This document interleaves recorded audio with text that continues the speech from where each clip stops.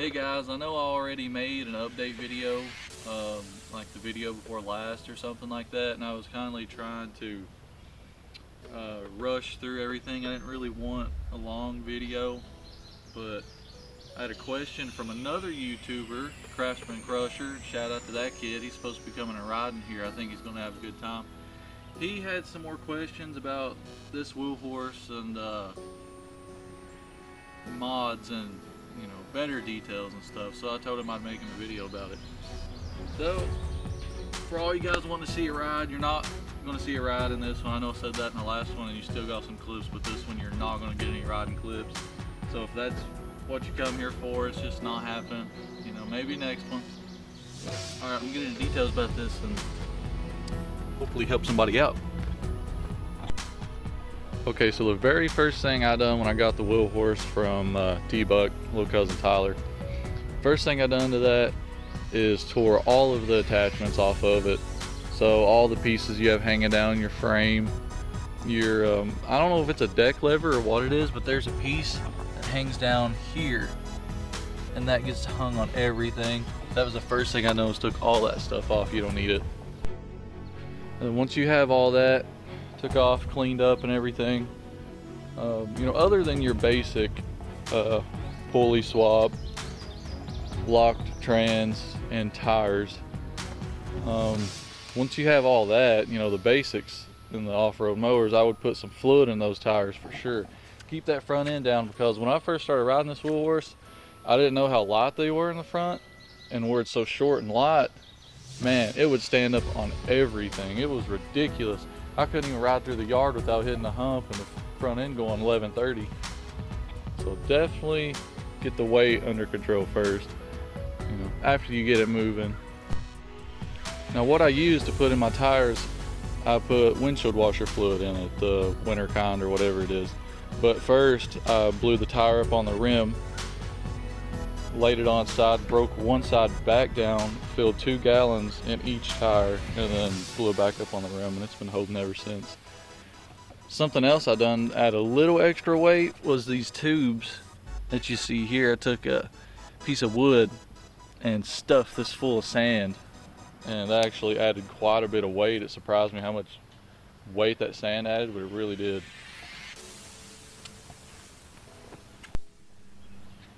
Next mod is the hoods. The hoods are super flimsy and they pop up and rattle and all that. It's just horrible. It's so annoying. So I added these 2 little extra holders here, little hold downs. And instead of having this pin goes from this side to that side, I took that pin out and added 2 bolts. And that sturdy it all. I bolted it here too. That was just because I flipped it once and mangled the hood, so had to be fixed up. So after you get that basic stuff done in your bumpers, with the belt setup, you have to take this footboard off to run the belt up underneath to the bottom of your pulley. So it runs from here under this bar right here. Your belt, I think your belt runs under this. So what I done was drilled me a hole midways somewhere here, just out of the way of your clutch. So that way my belt can run up over top of this and over top of that bar, so you don't have to take any of this off to change your belts, and that keeps your belt up high out of the water and all the other gunk you're going to be playing in. Belt guards, the original one, more than likely it's not going to work when you pulley swap it. So you just have to, I didn't even know how the belt guards really fit, because when I got this I didn't know anything about it. I had no help.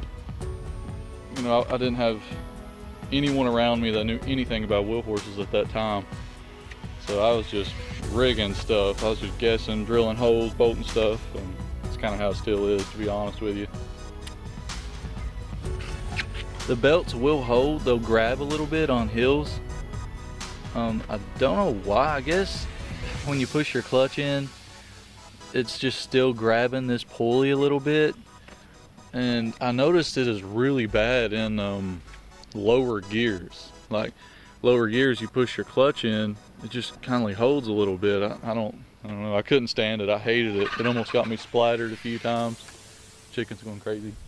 It almost got me splattered a few times, so shout out to Creepy Crawler for helping me with this. So that way it releases your belt from the back, which I talked about in the last video. And now it don't grab anymore, so that's a huge plus.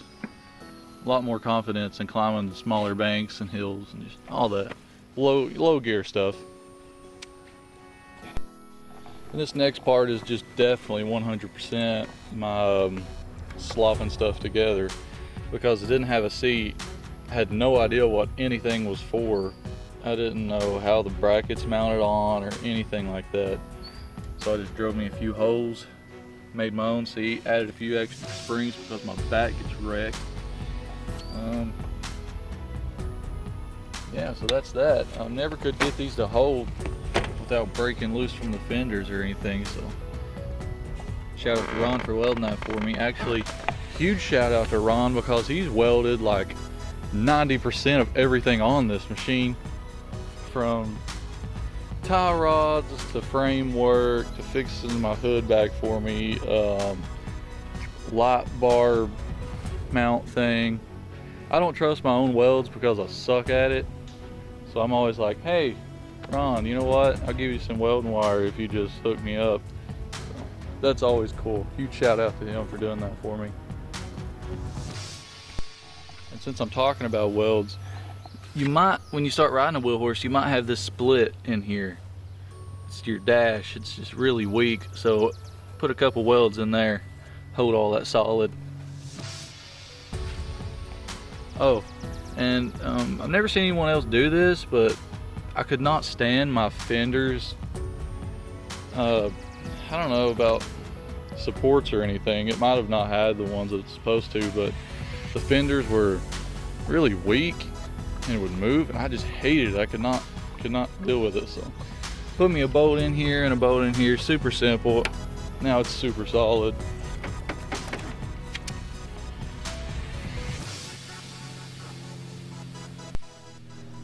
Alright buddy, I apologize. This has been super choppy and sketchy and stuff, but you know how it is for us holler folk. We don't really get out, we don't talk to people much, so I'm just kind of like rambling on about some crazy stuff. But a few more things and I'll be done. Stop aggravating people.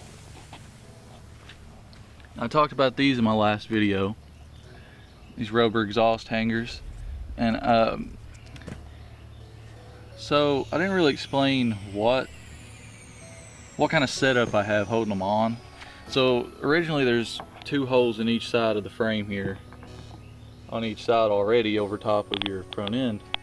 And I was like, well, that's cool, I don't have to drill any holes or anything. And I was thinking, I was like, okay, I'm gonna get me 2 bolts, blah blah blah. And I was like, man, it's gonna suck to get 2 bolts in there, tighten that up, because I got this little bracket thing or whatever and under here. So I went and bought me a piece of all thread to fit through these factory holes, and just ran the all thread completely through the frame, so one piece of all thread's holding both sides. Yeah, it's got me some big washers here, 2 taps, tighten everything up, and I love this. Super great mod. Cut that deck lever off, it sucks. Bearings are a huge thing, and this is something that I'm going to put down in the comments or the description. I'm going to put the link to the bearings that I'm using now, which was recommended by Creepy Crawler. Go check him out on YouTube. But he's been using these idler bearings, and he said they're really great. I have blown out so many clutch bearings and idler bearings, it is not even funny. Mainly because, I ain't gonna lie, I buy the super cheap packs on like eBay and crap, like 10-pack bearings for like $5 or whatever. So that explains it, because I actually went out my way, spent a little bit more money, and got some better bearings in there, and they have been doing great ever since. But that is something you're definitely gonna have to deal with, because that's pretty annoying, to be honest. I don't have any double springs on my clutch or anything, so my belt's not holding super tight. I had a stock wheel horse spring on it, and it got really flimsy and weak, so I just put a weak trampoline spring on it. So it's like, as you can see here, you know, like that right there, that's great. It's really war belt, by the way, but it's not super tight, so that wasn't the reason the bearings were blowing out. It's just I was too cheap to buy some good bearings. That also includes your front wheel bearings. Get some tough ones, because these are going to be taking so much abuse from rocks and hills and banks and you name it. Those bearings inside here are going to get the crap kicked out of them. So I will put the link to those in the description and the comment too for you, so that way you can go ahead and get all that stuff out of the way and you'll actually have you a good wheel horse to ride.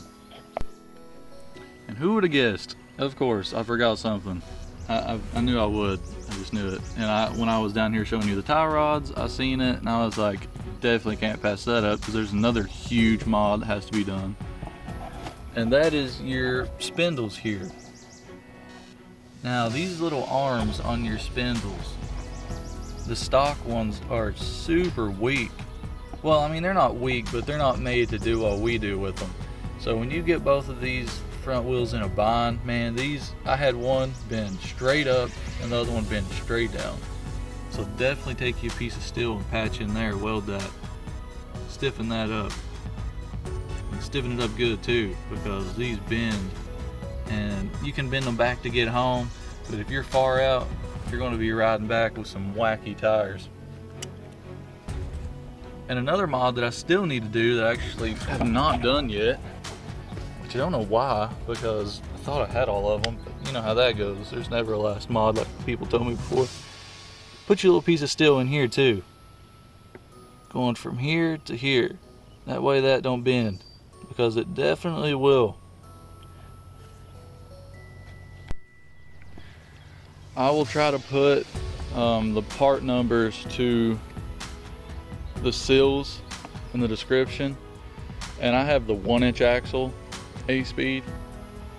I'll also put the seals down for the 1 1/8" axles, so I will do that too for you.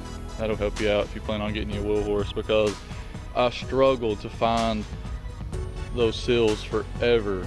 I mean, for the longest time I couldn't find seals anywhere, so that'll definitely help you out.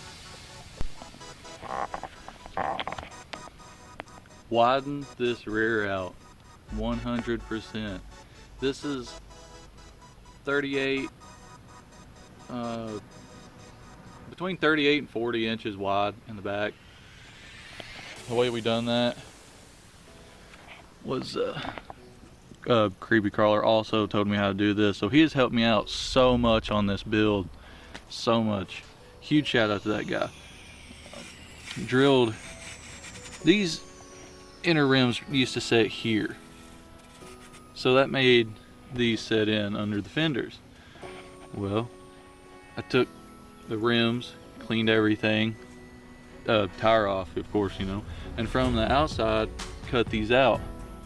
Now these are little spot welds through these, so these spot welds are really holding these, and you can either drill those out, cut them out plasma cutter like we did, and once you get that, you take a hammer and you got to really beat that thing out. I didn't think it was going to come out at first, but took a 4-pound sledge and just beat the snot out of it, and it finally came out.